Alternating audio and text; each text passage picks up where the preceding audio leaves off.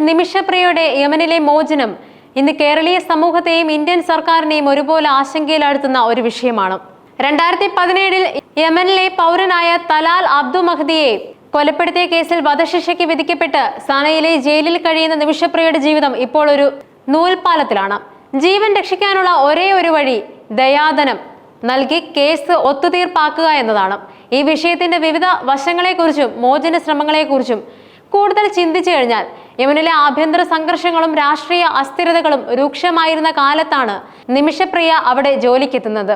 സാമ്പത്തിക പ്രയാസങ്ങൾ കാരണം യമനിൽ ഒരു ക്ലിനിക്ക് നടത്താൻ ശ്രമിച്ച നിമിഷപ്രിയയ്ക്ക് തലാൽ അബ്ദു മഹ്ദിയുടെ സാമ്പത്തിക ഇടപാടുകളും മറ്റ് വ്യക്തിപരമായ പ്രശ്നങ്ങളും ഉണ്ടായിരുന്നു. തലാലിന്റെ ശാരീരികവും മാനസികവുമായ പീഡനങ്ങളിൽ നിന്നും രക്ഷപ്പെടാനായി 2017 ജൂലൈ 25 അദ്ദേഹത്തിന് മയക്കുമരുന്ന് കുത്തിവെക്കുകയും അത് മരണത്തിൽ കലാശിക്കുകയും ചെയ്തുവെന്നതാണ് കേസ്. നിമിഷപ്രിയയെ സഹായിച്ച മറ്റൊരാളെയും ഈ കേസിൽ അറസ്റ്റ് ചെയ്തിരുന്നു. യമൻ നിയമമനുസരിച്ച് കൊല്ലപ്പെട്ടയാളുടെ കുടുംബം ദയാദനം സ്വീകരിക്കാൻ തയ്യാറായാൽ വധശിക്ഷയിൽ നിന്നും മോചനം നേടാൻ സാധിക്കും.